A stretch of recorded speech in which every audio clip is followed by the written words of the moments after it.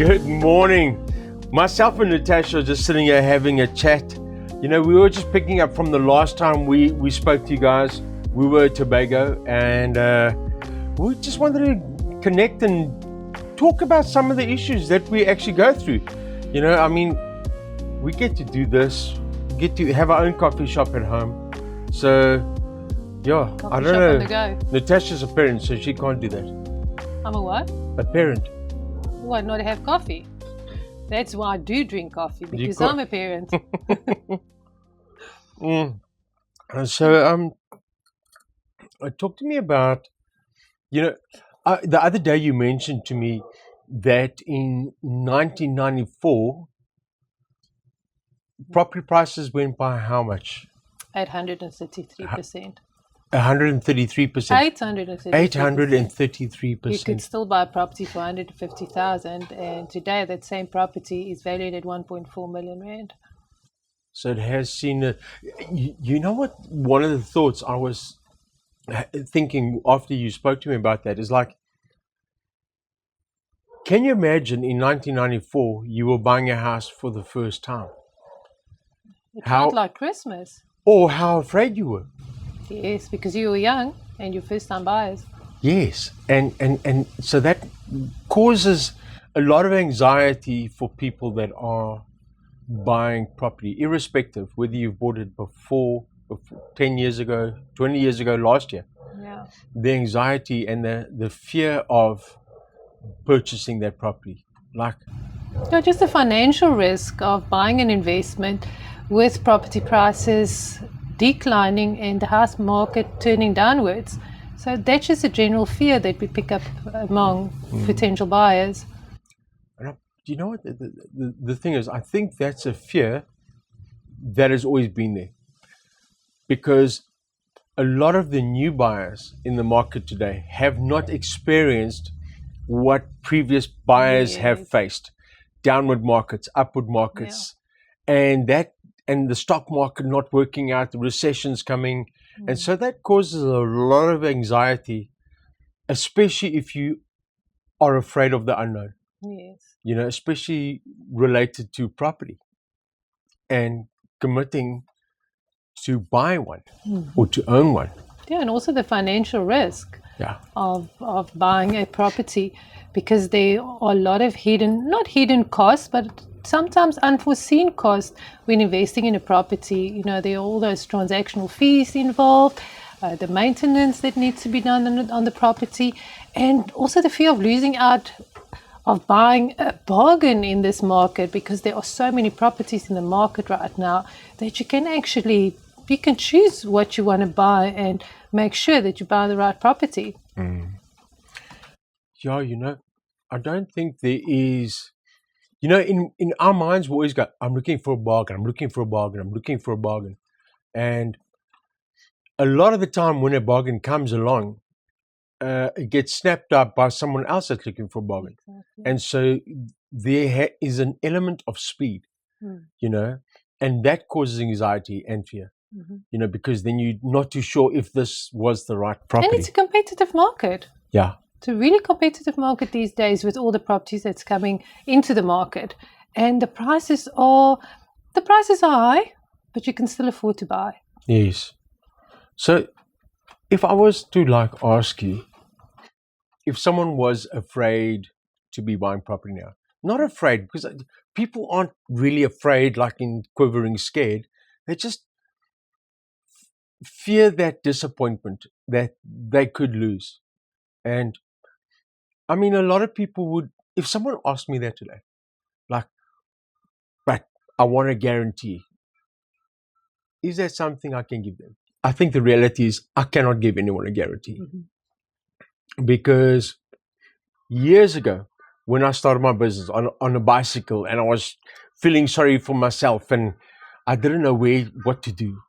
And I met this guy called Henry Ebling. And I remember one day I was talking to him about how he made money in property and how he built this little empire. And he spoke with his German accent. He said, "Oh, Nicholas," you know, and he just said, "I will buy property And then I asked him the question. I said, "But aren't you afraid of things happening between that or after that?" And he said, "Listen, yeah." And he said, "My boy, listen to me. You sell today, you regret tomorrow, and you grow rich the day after." And that was a major, almost light bulb moment, because in his mind, there was never a good time to buy, and there was never a good time to sell. The only time to sell or buy was right now. Whatever decision you've made, live with it, but it does recover. I mean, you said it just now, property prices since 1994 went up 833%. Yeah, see, that's a lot more chances than you get when you fail the test. You're right. You know, you fail a test once, you get into trouble. You fail it twice, you fail. You fail it 3 times, you get expelled. 800 times it went up. So there wasn't really risk today if you look back. But looking forward, you think, oh my God, is it going to get better? Yeah. Am I making the right choice? Is this going to be going up or going down? We don't know. But we do know historical facts are telling us it's going up. Yeah. It's been going up all the time because property prices are connected or connected to inflation, not to what we are motivated by. Oh, I want to live like this. I want to do this. I want to be like that. All connected to inflation. So that fear that it will get better and it won't get better. I mean, we've just gone through it now. Recently, when we all ran to the market, we bought up because we thought, never again are you going to get this opportunity. And we all believed it. And so we end up paying more for a property than it was actually valued at, because we were afraid that this opportunity will never come again. Here's the problem. A lot of guys that ran towards just snapping everything up because it was never going to happen again, they are now finding themselves in a position where their property hasn't really escalated enough to get their returns on, or they don't have the ability to hold on to it for 5 or 6 more years. No, it's a long-term commitment that you make when you buy a property for at least 10 years. Yeah. Because you never know how personal circumstances can change, and they need to get rid of that property. But you know, before the property boom, I mean, prices, when people bought property prices at those higher prices, now we're finding ourselves years later where they haven't made any real profit, but they are maybe wanting to sell, but they're not selling for much more than they bought it for because they overpaid so much. So they've got to wait for it to cycle to come through. And when the cycle bottoms out again and goes up, then they start to make money. I mean, the average South African buys and sells his house or lives in his house, or they've said they move every 5 to 7 years. And it takes about that long before you see the benefit of, okay, I've made a profit, and a real profit, not just a minus expenses, but you've made some fair profit because inflation caught up. The whole environment caught up. And so it's just, you know what, when you're telling someone that, it sounds easy. The problem is, I'm speaking and I'm saying, this is easy. But I'm talking to someone and he's thinking, but if I make this choice, my family can lose. Why? No, that's just a thought, because they would have seen history. What happened to people that made bad choices? You know, and we only see the bad choices, what they've done wrong. But we don't always see how they've actually recovered as well. Because people that make those choices are not people that just go and buy property, are generally not scared of anything. They make those choices because they're going, I can do commitment. I can look forward to the next move. And so, yeah. It's also exciting to buy a property. It is. to go house hunting and see what is in the market. And there are so many properties in the market. You have a choice of houses that can really suit your needs and your family's needs. Family? What family? I don't have family. No, you're a bachelor. Yeah. You're a bachelor. But that's exactly why circumstances change. Your kids, you buy a house to have a nice family home, and the kids, you like a big yard, you like a swimming pool, and all of a sudden these kids go to boarding school and they're never at home anymore. Then they leave for university and it's just the two of you stuck in your house. So then you need to downscale again, but then at least you will get your money back, because if you bought 30 years ago, today you will have a real investment. Yeah. A real return on your money. Yeah. So I'm thinking about that fear that people have of the commitment. Because remember, it's not a commitment to just making the payments every month, but it's also the maintenance, all those kind of things, the rates and taxes and all the kind of costs that are hidden that do make people afraid. And if you have tenants in Yep. your property. Yes, but just the thing, it's still the commitment. It makes you afraid. It's like I walk in to BMW and I think, I've got to have this car. And you're not thinking commitment. You're so excited. You're so excited to buy the car. You're going, I will do whatever. After the first month, you realize, Oh, not a good choice. this is big. And yet, years down the line, or 2 or 3 years, you still have the car. You've made the Oh my goodness, payments. it's actually depreciated, not like a property. Yes, property definitely goes up. Cars don't. Yeah. Cars, it's a lesson I wish I'd learned. And here's the thing, I knew it, but I didn't learn it. We all do it. So you buy these big fancy cars, expensive cars, and you do learn the hard way, but you live to almost regret it. Because you think, well, I paid almost $2 million for that car. 6 years later, it's only worth $300,000. Where if I spent the same money buying a property then, Yes. I would have at least made a 10 or 15%. So instead of making a profit, I've made a loss. And it takes a long time to make up those losses. And at the time, you're happy to make those losses. And I think that's how we work. We don't think about what we're going to do and the commitment side of it. You've only had to make a mistake once or twice. And then you think, I can't commit to a 500 Rand debit anymore. Because I'm so afraid. And that's the same thing with a house. You become afraid because there's the commitment.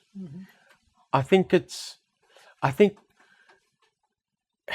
and don't get bent out of shape or call me a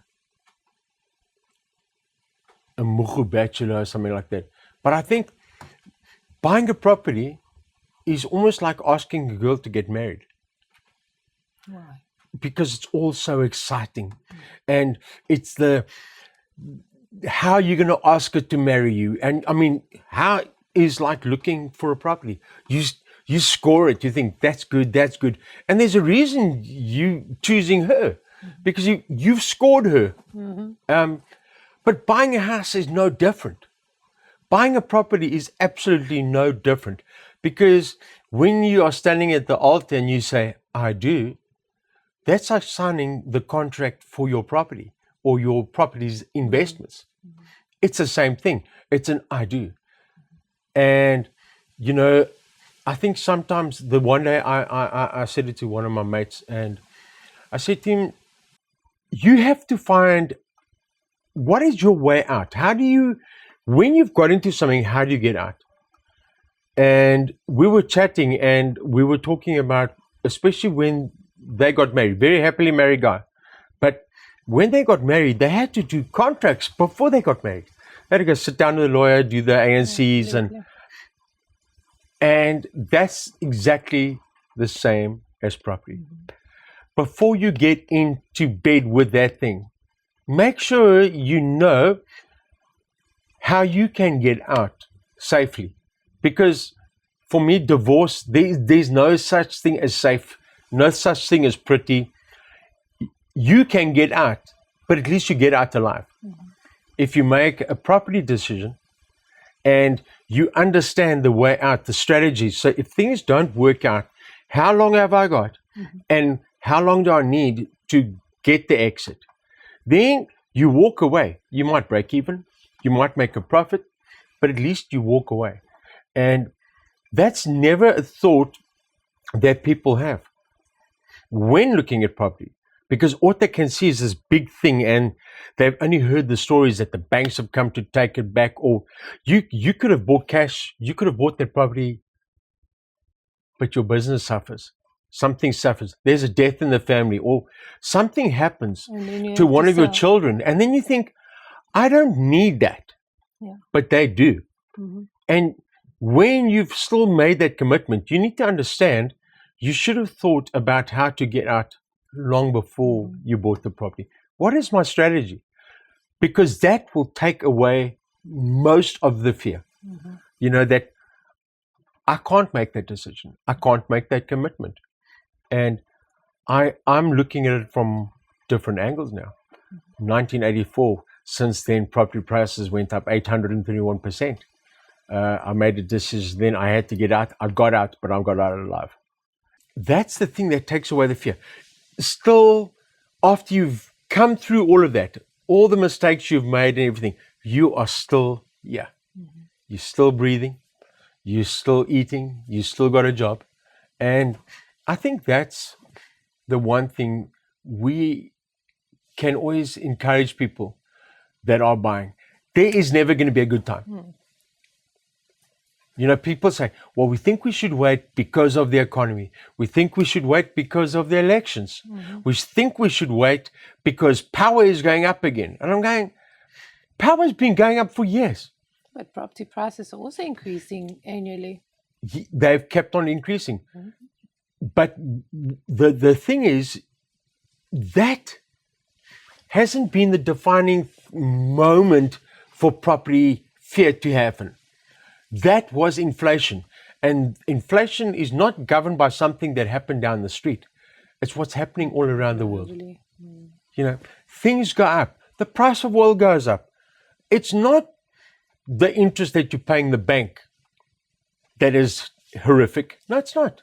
It's the cost of life. Every single day, everything goes up. So rather make the decision now, because you don't want to be sitting in at a conversation with a couple and they say, you know what, we bought our house then and we had no money. We were both working 2 jobs. My husband was cutting everyone's lawn on the weekends and they were working. And then they say to you, and our house was so expensive. It was 80,000 Oh my rand. And goodness, I'm looking going, back, it was expensive, but now that we look back, think, oh my goodness, that was cheap. You can't even buy a stand for that kind of money anymore. you can't buy a car No. for that kind of money. No. And if you think of people that are earning decent money, 80 grand, it's not even 2 months' salary. You're right. And they bought an entire house. And they were shaking in their boots. They were sweating. They were doing whatever they had to do to have that. And years later, they're going, well, we raised We've a done it. family. We've done this. Yeah. We've had a good life. And I think that's the same thing with now. You know, it's obviously for guys that are borrowing money, it's tougher to lend money, you know, or to borrow money. But that does not change the fact that inflation will keep growing. It doesn't change the fact that the markets will keep changing. It does not change the fact that there's a different government in play. It doesn't change the fact because, I mean, ever since I can remember, when you're talking to people, especially the older school guys, they go, oh, the country is gone. The country is destroyed. And you're going, yeah, that's what you believe because you're seeing it from what something was before. Now it's not like that. And you just don't like you don't like the picture. But someone that's half your age, they don't know that picture. Yeah. They haven't seen that story. The only one they've got is the one they have now, or the one they grew up with. Yeah. Their ways. Yeah. And so someone from years ago, the way they see it, doesn't mean someone from now is going to see it. But we can all agree that they all have the same issue. They're all terrified to make mistakes. They're fearful of it. People don't like to lose. Would you advise people to buy property right now? Yes. Would it be a good idea? If you do your homework and you understand the area you're buying into, The area is very important. the area is Oh, my everything. goodness. Yeah.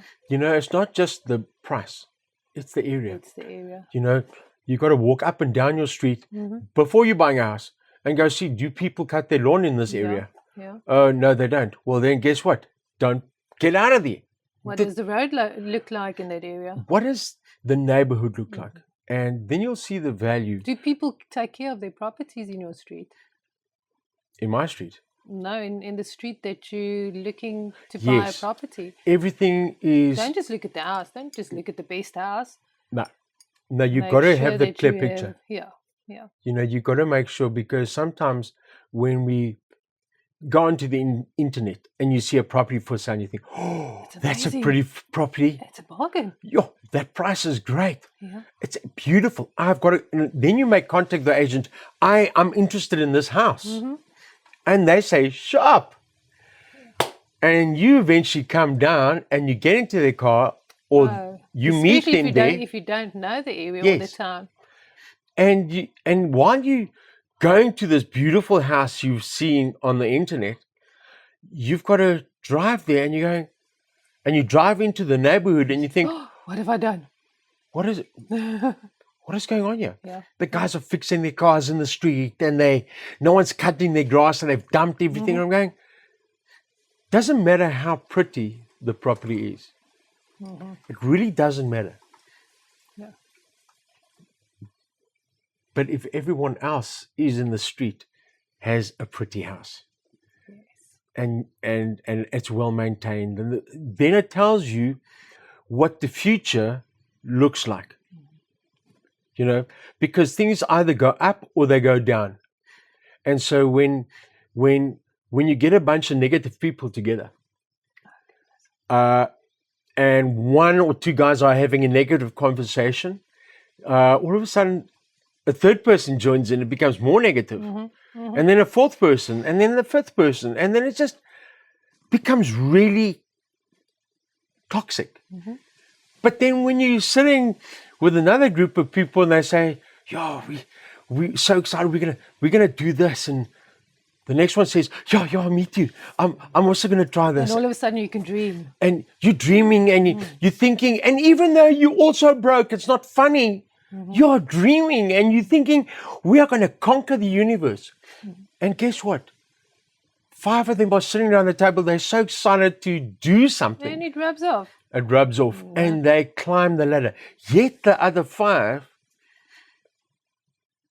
they are living on Poor Man's Street. And it's like we see that with children.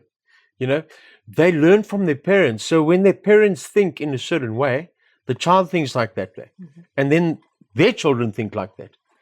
Where children, or where people that are surrounded and encouraged, they dream, their kids dream. And so that's what happens. And so if I was asked now that question again, like, would you buy now? Yes, because I've got good friends. I keep good company who make much better decisions than me, but at least they make good ones. Right. And so, yes, I always think it's a great time to buy property. Check it out. Look at the areas. Look at the positions. Position. Because you can work it out. You know, you can only work upwards. Just whatever you do, never work downwards. When you start to see this is going down, get help. Get someone to come and give you good counsel on how to get out today. So that you survive today, so that you can be doing another deal tomorrow, because you've really now just spoken to someone that's going to give you clear counsel. And Very that, good advice. so I think buying property now is good. In your mind, you always think, but I'm sure there's other ways to make money. And you know what? There is. I think the secret is like, if you were buying on a bond, buy a property just under what you can really afford. Yeah. Just under, not massively, but keep it under. And it's so that you have a little bit of money just to diversify a little bit. So now you've got an extra 1,000 rand a month, which you don't go out to dinner with. You say, well, I've made that commitment for this property. I've still got to spare 1,000 rand a month. So let me see if I can buy something in the stock market, or a nice share or something, obviously taking counsel. And you do that for 10 years, you're going to have the benefit. Now you're going to have a beautiful fixed asset, and you're going to have movable. It makes sense. And with all these property transactions, you've got to think about covering all your bases as closely as you can. And so sometimes you can buy a house of $3 million. Don't go and buy one for 2.5 million. Go buy one for 2.5, and because of the hidden costs and everything, once you've put on your hidden costs, all your fees, your deposits, and all of that, it takes about 5 years to recover that money. You understand? Because it's not free money. You buy a house for $3 million, you've got all those costs, and then you're sitting at almost another 400 or 1,000 rand. Well, people work hard for 400,000 rand, and you've got to make that up as fast as you can. And so that is the difference.